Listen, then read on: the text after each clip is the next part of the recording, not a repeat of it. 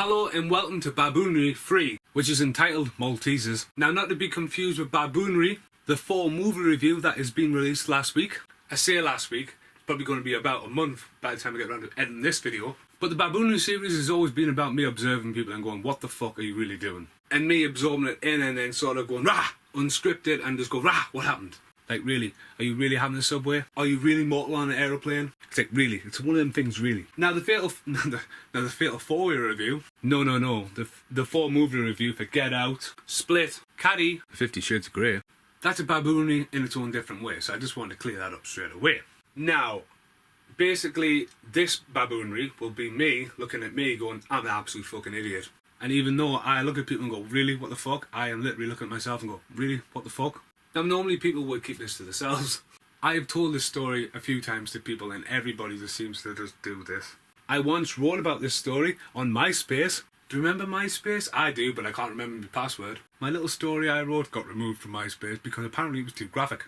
But since that was probably about 10 years ago and life's changed and society's changed, I think I can really tell my story. Now, first off, I'd just like to point out this happened when I worked in a rental video shop. I just want to make myself clear, rental. That's when you pick a film out and go, the one to watch, really? John Travolta. Quite like his films, I'll give this a try. And you go home with one of these and go, okay, there we go.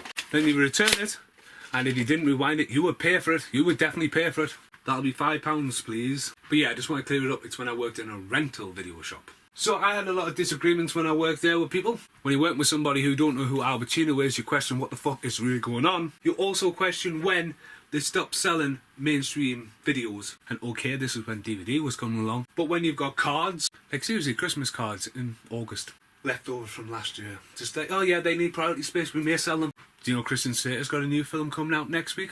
Fuck that, get the Lamborghini. Yes, this has also sold cigarettes and alcohol, and wow, it was a bit of a fuck up, really. It's a shame though, because one point this was an absolute belter of a video shop. But to keep up with the times of stuff like Global and Blockbuster, that soon fucked up. Yes, I am the author of Death of a Video Shop, so yes, this is a story that got cut, actually. Death of a Video Shop was a big rant about the rise and fall of video shops within the concert area. This story should have been in that then. Should have been in that. If it was in that, then Concert Magazine would definitely not have published it. Anyway, off that rant. But even though most of the staff were on 16-hour contracts and basically were just doing it for the, I don't know which way to say this, benefits, some people definitely had an interest in film, and working with some people was absolutely funny as out. I had a great time and do miss working with some of them people. Okay, so jokes aside, one night a pack of Maltesers split and I had to pay for them. I was like, really? Everything has to be present and accounted for? If you've got that many people stealing the beer, pretty much the beer, and you want to do a stock count every night just to go, yeah, we lost another one, you could have probably done something to solve that. But paying for a pack of Maltesers when the staff, just because they're on the shelf next to where you're walking and it suddenly gets ripped. Fucking, no wonder the shop's not there anymore, you idiots. So yeah, these Maltesers were all loose. It wasn't a box like this, but it was more like, yeah, there's Maltesers hanging around, and the story between me and my friend got a bit sick. It was dead, there was nobody in there, we were just having a laugh, and the jokes in the game started. Jokes in the games like super gluing VHS's, really old ones we hadn't rented for ages, into boxes and see if we could get them out. That game never got old.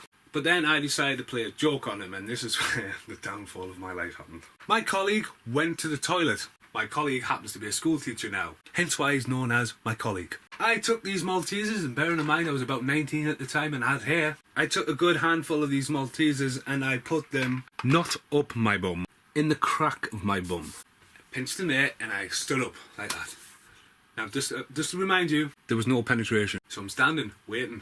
Had a customer, said to him, okay, looking like I shit myself. Meanwhile, my colleague was obviously having the shit at the time. So the customer went, and all of a sudden, it worked in my favour, to be honest with you, because he had been in the toilet for that long. I was like, when he came back, I was like, oh, dude, I totally need the toilet. And he was winding us up, going, oh, I haven't been that long. I said, dude, I totally need the toilet. And all of a sudden, I just went, oh, I dropped my pants right there in front of them. I made sure Pikachu was not seen. And from his point of view, there's me just squatting, and all he seen was, blup, blup, blup, blup. And he just totally lost his fucking mind. He generally thought I just shit on the floor. He even went to get some toilet paper. And I was like, ha ha ha, joke, I win. I totally win this one, you know. So he totally fell for it. Now the thing is, we laughed about it, put the Maltesers in the bin.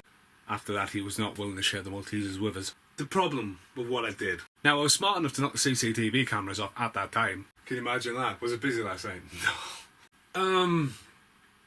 Okay, how do I put this? So I went home and it was hours later.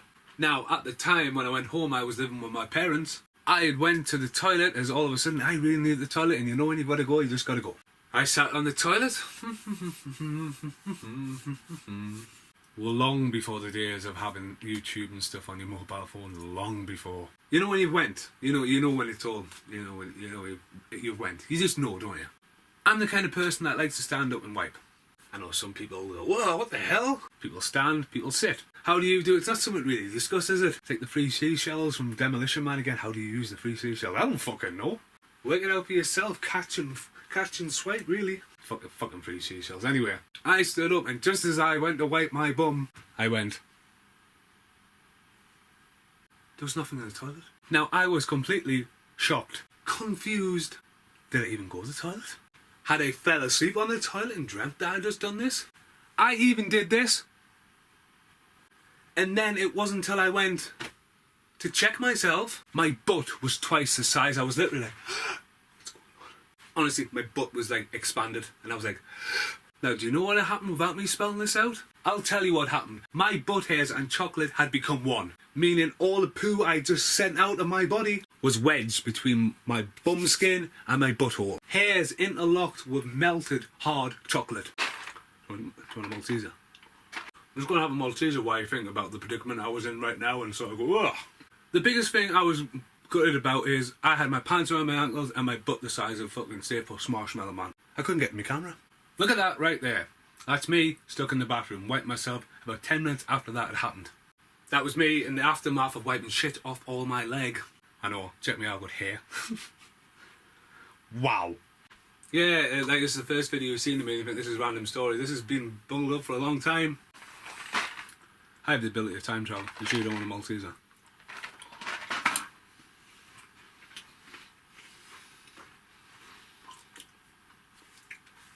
So how do you get out of this predicament? It wasn't like I had to strain about it. My hands went around and just as soon as they did, all I just needed to do was just that. And it wasn't a solid poo. Shit went everywhere is an understatement about what happened. I was like, my mum has cream wallpaper. My mum's bathroom was painted cream. There was shit on the wall. There was shit on the mirror. There was shit on the floor. There was no shit on the ceiling, but there was definitely no shit in the toilet either. 2 toilet rolls later, it's a good job my mum's house, the bath was right there because I had to get in the bath and totally shower myself. So in the long run, playing with Maltesers, the joke was on me. So yeah, you now know not to put Maltesers up your butt. Once again, with no penetration with these Maltesers. I do apologise if you go to the shop and go, I'll have some. No, I won't. Would you like a Malteser? No. Alright, more for me. I've been Steve Murray Mason. This has been Baboonery Free Maltesers. Thanks for watching.